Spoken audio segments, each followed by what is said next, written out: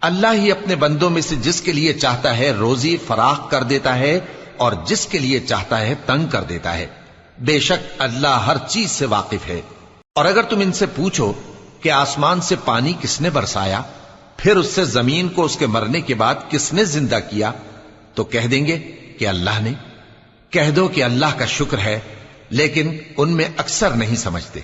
اور یہ دنیا کی زندگی تو صرف کھیل اور تماشا ہے، اور ہمیشہ کی زندگی کا مقام تو آخرت کا گھر ہے۔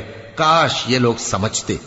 پھر جب یہ کشتی میں سوار ہوتے ہیں تو اللہ کو پکارتے، خالص کرتے ہوئے اسی کے لیے اطاعت کو، لیکن جب وہ ان کو نجات دے کر خشکی پر پہنچا دیتا ہے تو جھٹ شرک کرنے لگ جاتے ہیں، تاکہ جو ہم نے ان کو بخشا ہے اس کی ناشکری کریں اور فائدہ اٹھائیں۔ سو خیر ان قریب ان کو معلوم ہو جائے گا۔